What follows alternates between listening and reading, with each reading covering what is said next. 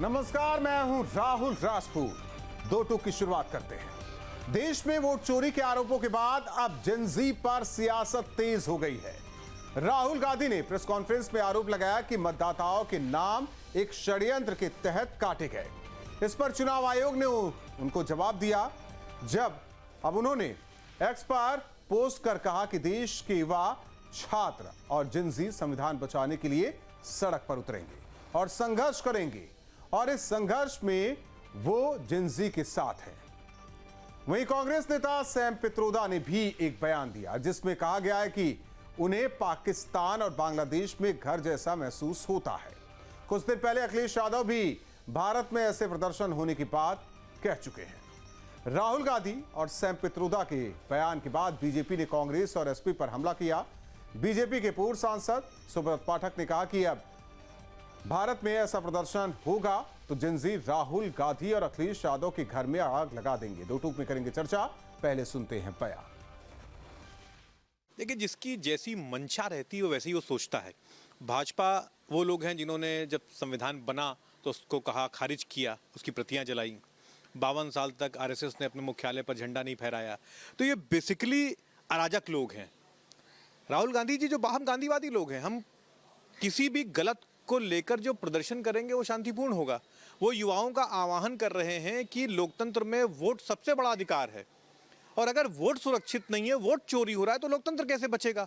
तो लोकतंत्र को बचाने के लिए आपको शांतिपूर्ण तरीके से सड़कों पर आना होगा और विरोध करना होगा। इसमें गलत क्या है?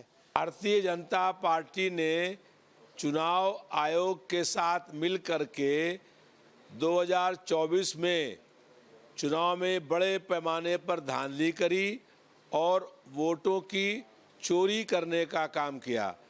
नौजवानों में इस बात को लेकर के बहुत अधिक आक्रोश व्याप्त है और नौजवानों को सड़कों पर निकल करके चुनाव आयोग के खिलाफ भी संघर्ष करना पड़ेगा। भारतीय जनता पार्टी की कथनी और करनी में जमीन आसमान का अंतर है। इसके खिलाफ नौजवानों में भयंकर आक्रोश व्याप्त हो रहा है। नेपाल में जो हुआ वो 2014 में हिंदुस्तान में हो चुका है। फर्क इतना है कि वहाँ सड़कों के ऊपर हुआ, यहाँ पर ईवीएम के माध्यम से हुआ, यहाँ के ऊपर इलेक्शन के माध्यम से हुआ। यहाँ की जनता ने भी आंदोलन किया, इन भ्रष्टाचारियों बेईमानों के खिलाफ आंदोलन किया।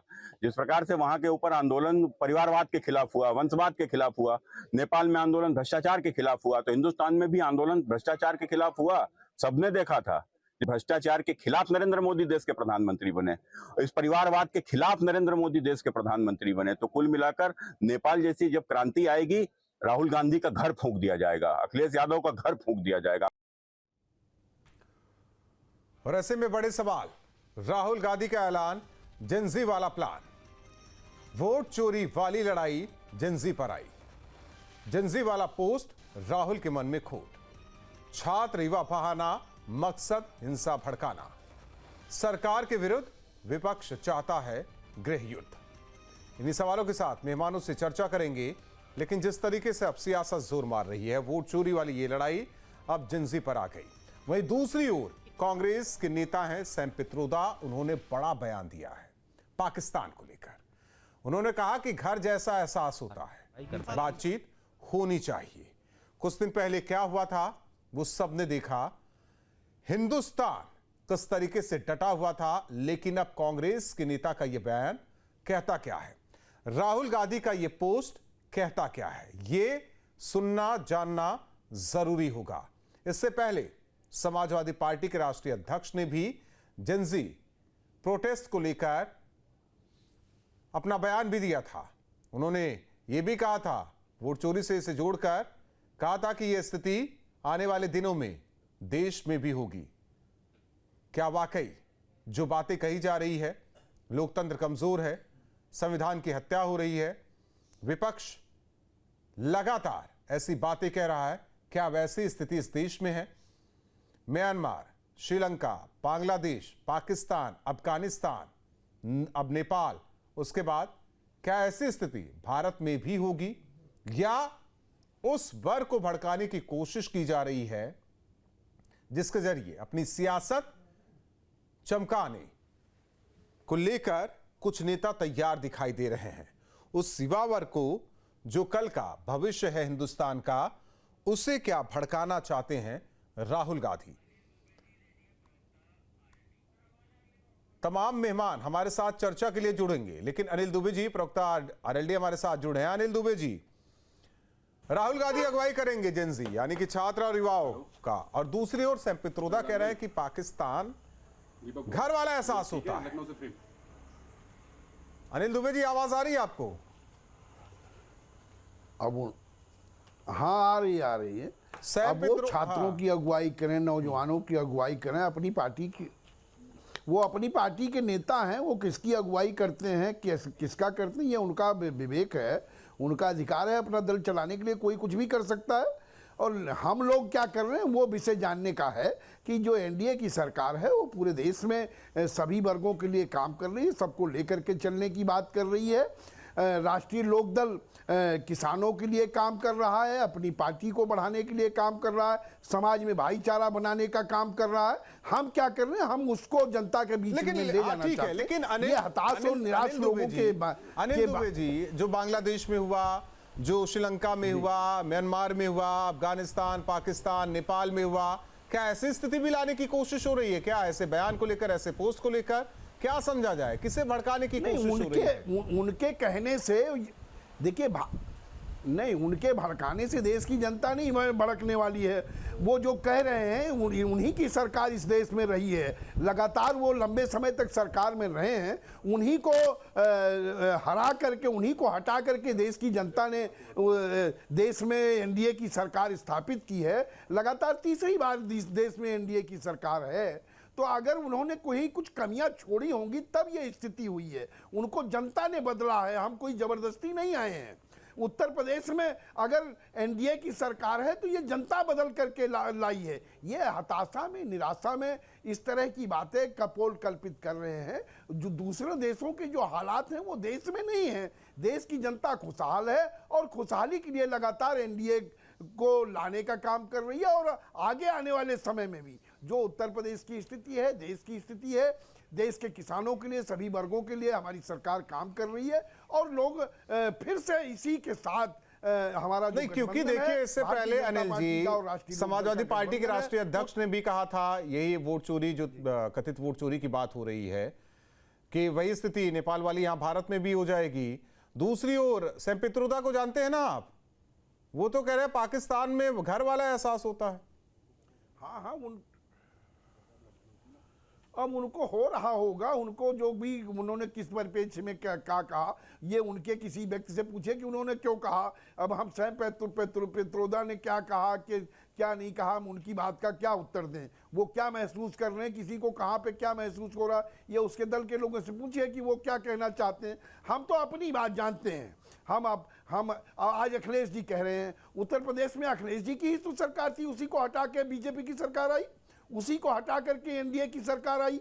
लगातार दूसरी बार योगी जी उत्तर प्रदेश के मुख्यमंत्री बने हैं, तो कहीं कुछ उन्होंने कमियां छोड़ी होंगी, तब ये सरकार यहाँ पर आई है। और जनता ने वोट दे करके बनाया है, यहाँ पे कोई जबरदस्ती नहीं बन गए हैं। और जनता जब आपको हटा रही है तो आप अपनी कमियों की तरफ देखने की बात करिए। ये नेपाल की या किसी की तुलना यहाँ करने की जरूरत नहीं है। उत्तर प्रदेश के और देश के हालात देश की जनता के अनुकूल है। यहाँ पर जनता जो चाहती है वो सरकार करने का काम कर रही है। जो इस देश का किसान मजदूर चाहता है उसको हम लोग काम करना चाहते हैं। और इनकी सरकार रही है, पिछले 4 दशकों तक कांग्रेस की सरकार रही। इन्होंने क्या किया, किसानों के लिए क्या किया? उत्तर प्रदेश देश में स्वामीनाथन आयोग की रिपोर्ट लागू करने की ठीक है अनिल जी आपका रुख करते हैं। प्रियंका गुप्ता जी है, प्रवक्ता कांग्रेस जुड़ रही है, अखिलेश कटियार जी प्रवक्ता समाजवादी पार्टी, गौरव मिश्रा जी बीजेपी नेता, आप तीनों मेहमानों का भी स्वागत है। प्रियंका गुप्ता जी, राहुल गांधी पोस्ट के जरिए कहना क्या चाहते हैं, सैम पित्रोदा कहना क्या चाहते हैं? ठीक है, सबसे पहले तो मैं यहाँ बात राहुल गांधी जी की करूंगी। राहुल गांधी जी ये चाहते हैं कि इस देश में जब युवा पेपर लीक के लिए निकलता है तो उसको डंडे और लाठियां ना मिले। संविदा कर्मी को सिर्फ इसलिए ना निकाल दिया जाए कि वो जो है सिर्फ अपने जो है कुछ हक मांग रहा हो। इसलिए पेपर लीक और ये सारी चीजें जो हो रही है वो युवाओं के भविष्य को खराब कर रही हैं। आप सरकारी स्कूल बंद कर रहे हैं, किसका भविष्य खराब कर रहे हैं? गरीब बच्चों का भविष्य खराब कर रहे हैं। आपके बच्चे तो एसीसीआई के अध्यक्ष हो जाते हैं, बीसीसीआई के अध्यक्ष हो जाते हैं, आप तो जो है एथेनॉल मिलाते हैं तो एथेनॉल की कंपनियां आपकी हो जाती हैं। आपके बच्चों के लिए तो सब कुछ सुविधाएं, पर उस गरीब के बच्चे के लिए तो सरकारी स्कूल था, वो भी छीन लिया आपने। तो उसको कहाँ जाके आवाज उठाएगा वो। दूसरी चीज, आर्थिक असमानताएं लगातार बढ़ती चली जा रही है। आर्थिक असमानता का हाल ये है कि 1% देश के लोगों के पास 40% संपत्ति है। अडानी जी को 1 रुपए में 1000 एकड़ जमीन मिल जाती है, पर एक गरीब को एक अपना फॉर्म खोलना हो या मुर्गी पालनी हो या खेती किसानी करनी हो तो उसको 1 एकड़ जमीन भी फ्री नहीं मिलेगी भाई साहब। 1 रुपए में मिलती हो कहीं तो बता दीजिए। आंदोलन की बात रही तो आंदोलन तो आपको करने ही पड़ेंगे ना। अगर सरकार पूरी तरीके से जब आपका वोट का अधिकार भी खाने लगे तो आंदोलन आप नहीं करेंगे तो कौन करे? नेपाल आपके वाला अधिकार छीन तो आंदोलन कौन करेगा? नेपाल इस देश वाला में जब आजादी नहीं, इस देश में जब आजादी की लड़ाई हुई तभी तो आजादी मिली ना। नहीं तो इस आंदोलन देश तो में जब गांधीवादी आंदोलन तरीके से किया होता गया है ना, तभी तो पेड़ों की कि रक्षा नेपाल हुई ना। वाला इस देश में किसान आंदोलन हुआ ना, तभी तो किसानों को हक मिला, किसान कानून वापस हुए ना। तो आंदोलन तो आपको हर जगह करना ही सही पड़ता बात जब है। आपका इस देश में होता है तो छात्र आपको आंदोलन भी आना हुआ। पड़ता है। सही बात है अखिलेश कटियार जी, इस देश में छात्र और आंदोलन दूसरी भी चीज हुआ। ये पूछना चाह रही हूँ भाई, नेपाल में कुछ गलत हो रहा था ना, ये तो सबने एक्सेप्ट किया। वहां भ्रष्टाचार था, वहां पर लोग अब जो है नेपोकिट की बात कर रहे थे कि वहां बच्चों को, उनके बच्चों को तो सारी सुविधाएं थी, गरीब के बच्चे के पास खाने को नहीं था। आंदोलन तो बिहार ये सारी में हुआ चीजें था, तो जायज थी ना बिहार वहां से पर। लोकनायक किसने जयप्रकाश कहा नारायण जी, वही मैं कहना चाह रहा था, आंदोलन अनिल जी वही मैं कहना चाह रहा हुआ था। था। और इसे मैं कटियार जी की पार्टी से भी जोड़ना चाह रहा था। उसी वहीं से मुलायम सिंह यादव भी उसी आंदोलन से निकले हैं। आप लोग तो वही सोच वाले हैं ना। उस समय नारा लगता था जेपी के ठीक, एक मिनट अखिलेश कटियार जी, क्योंकि इससे पहले अखिलेश यादव भी यही बात कह चुके हैं। आप दोबारा सवाल बोले।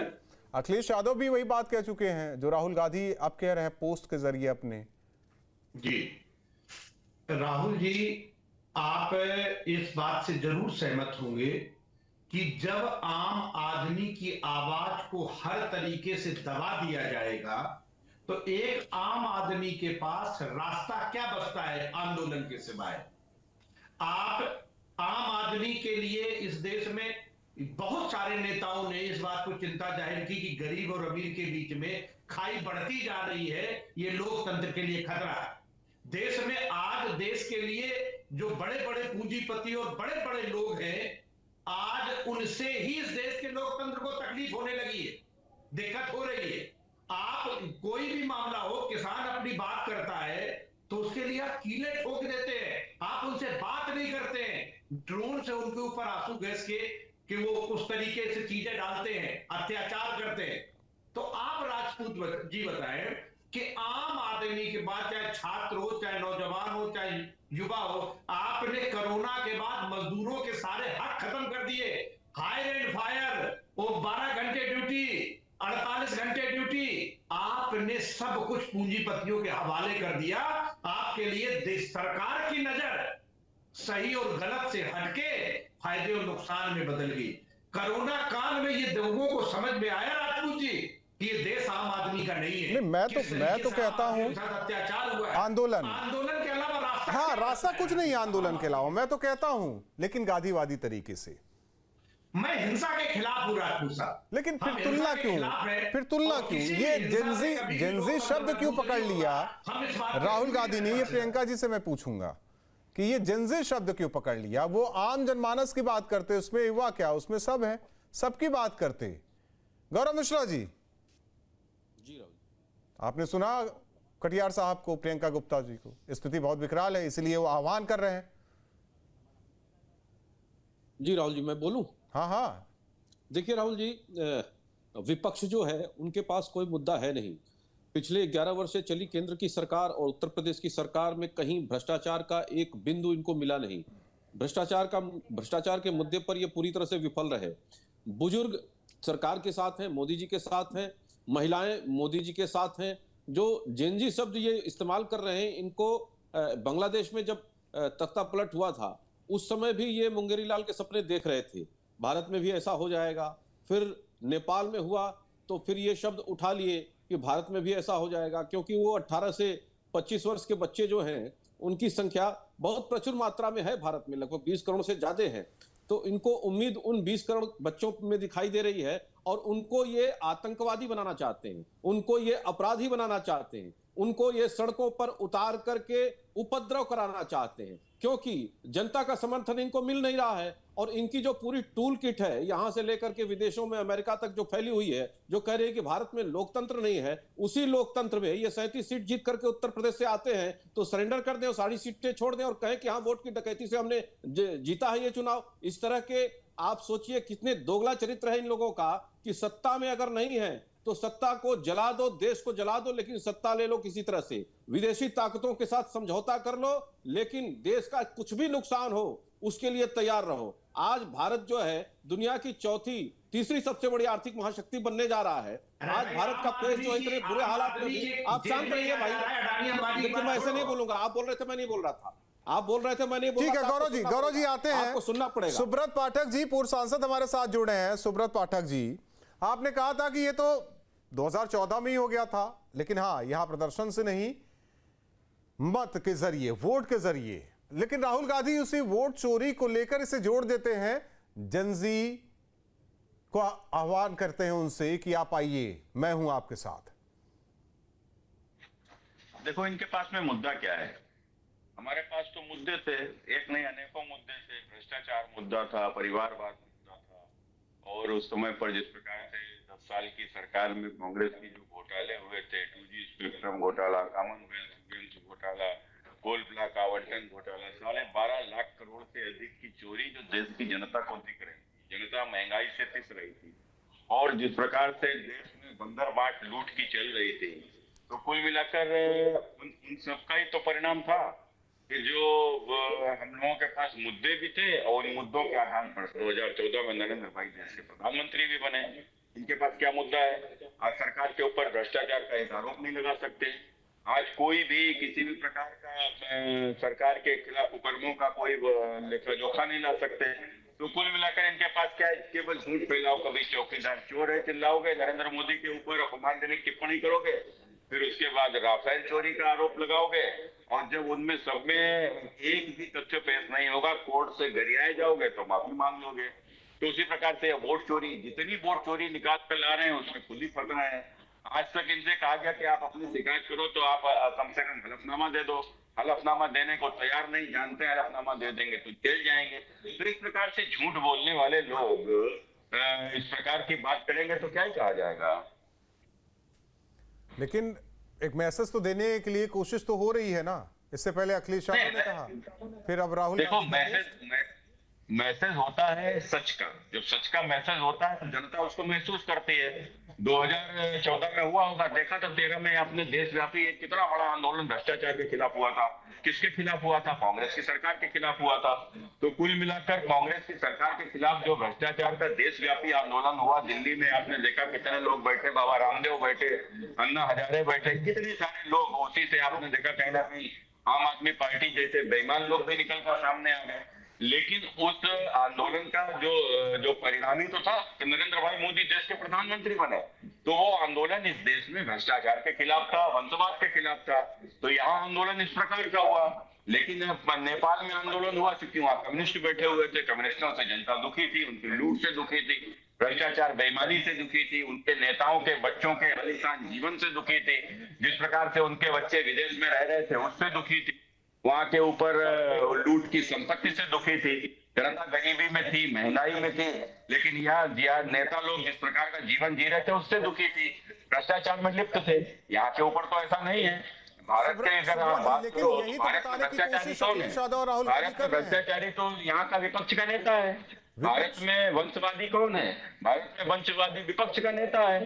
तो कोई भारत में किसके बच्चे आलीशान जीवन जी रहे हैं? ये विपक्षी नेताओं के बच्चे। आप देखो महीना 2 महीना होता है, राहुल गांधी विदेश भाग जाते हैं, अखिलेश यादव के बच्चे विदेश में पढ़ रहे हैं, खुद विदेश से पढ़कर आए, बड़े नेता के बच्चे हैं। तो कुल मिलाकर यहाँ एक अलग माहौल है, यहाँ पर नेपाल से अलग स्थितियां हैं।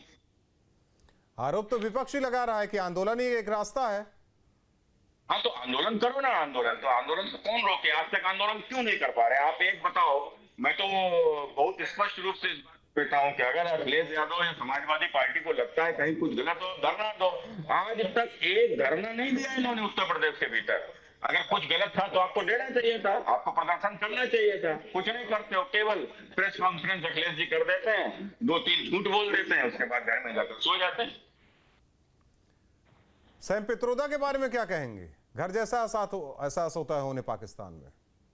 पता नहीं पाकिस्तान में उन्होंने मकान बनाया कि नहीं बनाया, मुझे तो मेरा तो उनको सलाह है कि पाकिस्तान में एक मकान खरीदें, 6 महीने वहां रहे जाके। बहुत बहुत धन्यवाद सुब्रत पाठक जी हमारे साथ जुड़ने के लिए। अनिल दुबे जी, आवाज आ रही है? मुद्दों पर क्यों नहीं बात हो रही है? मुद्दों पर आंदोलन कीजिए, आह्वान ना कीजिए, स्थिति ना बिगाड़िए। देश संविधान से चलता है, लोकतंत्र से चलता है। ऐसी स्थिति ना पैदा कीजिए जो पड़ोस में हो चुका है। नहीं, उनके यहाँ की देखिए दूसरी स्थिति है, भारत में वो स्थिति नहीं है। भारत की जनता एनडीए सरकार के साथ है, मोदी जी के साथ है, योगी जी के साथ है, माननीय जयंत चौधरी जी के साथ है। इस देश का किसान नौजवान जो है, हमारी सरकार जो देश में चल रही है, उत्तर प्रदेश में चल रही है, उसके साथ है। हमें जनता का विश्वास प्राप्त है। यहाँ पर ये हताश और निराश लोग ये उसमें संभावनाएं तलाशने की बात कर रहे हैं। भाई, आप चुनाव आयोग पर उंगली, संवैधानिक संस्थाओं पर उंगली उठा रहे हो। जब संवैधानिक संस्थाओं को आप धमकाने का काम करोगे तो फिर आप जो उनसे आप जिन वोटों से जीत करके आए हो, आप इस्तीफा दे दीजिए। अगर आपको चुनाव आयोग पर भरोसा नहीं है तो आप रिजाइन कर दीजिए। कहिए कि हमें चुनाव आयोग पर भरोसा नहीं है। तो मीठा मीठा गप और कड़वा कड़वा थू इस देश की जनता इस बात को भी समझ रही है। आप उनके भड़काने से अब आप कोई क्रिया करोगे, प्रतिक्रिया होगी। अगर आप कहोगे कि साहब नेपाल की तरह यहाँ भी होगा तो आपको भी लोग कहेंगे। वो क्रिया की प्रतिक्रिया हो रही है। यहाँ पर कहीं कोई ऐसे हालात नहीं है जिन देशों का आप जिक्र कर रहे हो। लेकिन ये हाँ, उस समय हुई थी। ये कह के अभी जब बात ये कह के क्या लोकतंत्र को कमजोर नहीं किया जा रहा है जो राहुल गांधी ने पोस्ट किया? अरे राहुल जी, ये सवाल मुझसे पूछेंगे कि आप उनसे पूछें? मैं तो आपसे पूछ रहा हूं ना, क्योंकि नहीं चाहता ना ये देश कि वहां संसद भवन फूंक दिया जाए, सुप्रीम कोर्ट में आग लगा दी जाए, राष्ट्रपति भवन में आग लगा दी जाए। मैं वो स्थिति नहीं देखना चाहते। नहीं, सुनिए, देश क्या देखना चाहता है कि 10% कमीशन विधायक खाए और खुलेआम कहे कि मैं तो 10% कमीशन खाता हूँ? ये देश ये देखना चाहता है कि अधिकारी कमीशन खाए? यही उत्तर प्रदेश का ये देश ये देखना चाहता है कि जब एक जो है कोऑपरेटिव बैंक में नौकरियां निकले तो 55% नौकरियां किन के हिस्से में जाए? जो है मुख्यमंत्री की जात के लोग होंगे, उनको SC ST OBC कहाँ गए? ये देश ये देखना चाहता है कि पानी की बड़ी बड़ी टंकियां आके सर पे गिर जाए किसी के? ये देखना चाहता है? ये पुल गिर जाए, रोडे धंस जाए? ये देखना चाहता है ये देश? बेच के पूरी देश को खा जाए, ये देखना चाहता है ये देश? कहाँ है वो अन्ना हजारे? जिंदा है या मर गए हैं? अब क्यों नहीं दिखाई देता उनको भ्रष्टाचार? भ्रष्टाचार अब किसी को दिखाई नहीं देता। आप बताइए, 50% जो टैरिफ लगाया है उसकी वजह से नुकसान किसका हो रहा है? उत्तर प्रदेश में लगभग 300 करोड़ का जो है ना, आप पता करके आइएगा। बनारस का कपड़ा पड़ा हुआ है, चमड़ा पड़ा हुआ है, कोई देने को नहीं तैयार। ये नुकसान है। अब पूछ रहे हैं पक्ष से, देश की 40% संपत्ति है, बाकी लोग कहाँ हैं? राशन पे जी रहे हैं। 5 लाख लोगों का राशन काट दिया गया है। आप पूछिए जाके, क्यों काट दिया गया भाई? जब तक जनगणना नहीं हो रही है तब तक आप कैसे किसी का राशन काट सकते हैं? पहले तो जनगणना कराइए इस देश में। जनगणना करेंगे नहीं, नौकरियों में अपने अपने भाई भतीजेवाद पूरी तरीके से जारी कर रखा है। विधानसभा विधान परिषद की जो नौकरियां निकली थी उसमें किसके भाई भतीजे थे? तब प्रियंका जी तैयारी कीजिए ना आप लोग 29 की, 27 और 29 की तैयारी कीजिए फिर। अरे भाई, 27-29 की तैयारी तो तभी करेंगे जो वोट के अधिकार को बचा पाएंगे। भाई साहब, आपको समझ में नहीं आ रहा है? किसी मुद्दे को उठाने से फायदा क्या जब वोट का अधिकार ही नहीं बचेगा? जब 6000 वोट कट जाएंगे बिना किसी को बताए, इलेक्शन कमिश्नर पे आपको इसी तरह की कोई कंप्लेंट और वहीं से कांग्रेस का विधायक जीत जाता है। अरे भाई, इसीलिए तो जीत गया कि हमने अपना वोट बचाया। 6000 बचा भी लिया, 6000 का भी वो तभी वो जीता। अगर वो 6000 कट जाता तो हम जीत पाते। नहीं, मैं जानना चाह रहा था क्या चाहिए, क्या चाहिए? यही तो मैं बता रही हूँ आपको कि वोट का अधिकार सबसे पहले बचाएंगे तभी तो अपनी सीट बचा पाएंगे। जनता तो इनके अगेंस्ट वोट करेगी, हमें लग रहा है पहली बार जाएगा कहाँ? जब उसका वोट ही चोरी हो जाएगा। और आप ये बताइए, अगर वोट चोरी नहीं कल उस जिसका नंबर दिया गया था उसे भी सबने ढूंढ निकाला, जिसका नंबर दिया, जिसके फोन से। राहुल जी, अरे नंबर छोड़िए, आप ये बताइए 18 लेटर आपको CID ने लिखे, आप जवाब क्यों नहीं देते? आप जवाब क्यों नहीं देते कि आप ये बताइए कि खाली वीडियो का जो फुटेज है उसको देने में कौन सी आफत आ गई आपको? आप इस बात का जवाब दीजिए कि जब चीफ जस्टिस को पूरी तरीके से उसमें इन्वॉल्व करना था इलेक्शन कमिश्नर की नियुक्ति में, तो उनको हटा क्यों दिया गया? आप ये जवाब दीजिए कि चुनाव आयुक्त जो चीफ कमिश्नर है उसके ये खिलाफ कहीं भी कोई कार्रवाई बीजेपी हो से सकती है मांगे, क्या? बीजेपी से अदालत में कोई कार्रवाई नहीं कर सकते प्रियंका आप। जी, प्रियंका वो जी। अदालत से ऊपर हो गया, वो संवैधानिक संस्थाओं से ऊपर हुआ, देश से ऊपर हो गया, वो सबसे ऊपर हो गया। प्रियंका जी। उसके ऊपर कोई कार्रवाई नहीं कर सकते। वो प्रियंका इंसान जी, नहीं, भगवान हो प्रियंका गया। जी, प्रियंका क्यों हो जी, गया है भैया प्रियंका भगवान? जी, प्रियंका सवाल जी, कौन पूछेगा? प्रियंका जी। जो सवाल पूछेगा उस पर आप डंडे लाठी चलाएंगे, उसको लौहान कर देंगे, पेपर लीक पर हाँ, बच्चे जेल में डाल सवाल नहीं देंगे, पूछ सकते। लोग जेल में डाल पेपर डिस्कस देंगे। नहीं कर सकते सड़कों पर, हाँ पेपर डिस्कस नहीं कर सकते आज की डेट में। ये प्रियंका लोग जी, बचा हुआ प्रियंका जी, है। चुनाव आयोग से सवाल करूं मैं या गौरव मिश्रा जी से, बीजेपी नेता से सवाल करूं, किससे करूं? चुनाव आयोग के प्रवक्ता बैठे हुए हैं ना, बीजेपी के प्रवक्ता, उनसे अच्छा, पूछ लीजिए। अब मान बैठे हैं तो सवाल बात ही चुनाव अलग है, आयोग लेकिन से जवाब अखिलेश तो बीजेपी कटियार जी की भी प्रवक्ता बात हो बताएगा। जाए, फिर इसके बाद गौरव जी से जवाब अच्छा ले राहुल लेते जी, हैं। आप ये बताइए, हम सवाल मैं हम प्रेस मान रहा हूँ कॉन्फ्रेंस आपकी करते बात, हैं। स्थिति बहुत विकट है। नहीं, हम प्रेस कॉन्फ्रेंस करते हैं, उसका जवाब कौन देता है? बीजेपी का प्रवक्ता देता है, चंद मिनटों में आके दे देता है, जांच करने की जरूरत भी नहीं पड़ती उसको। यही तो कहा जा रहा है ना, यही तो कहा जा रहा है। सुब्रत पाठक जी जुड़े थे, अगर हम गलत अखिलेश यादव ने कितना आंदोलन कर लिया, राहुल गांधी ने कितना आंदोलन कर लिया, लाठिया वो खाए, लाठिया युवा खाए, मौज नेता ले। हाँ अखिलेश जी कुछ कहना चाह रहे हैं क्योंकि वक्त ज्यादा नहीं है, फिर गौरव मिश्रा जी से छोटा सा सवाल।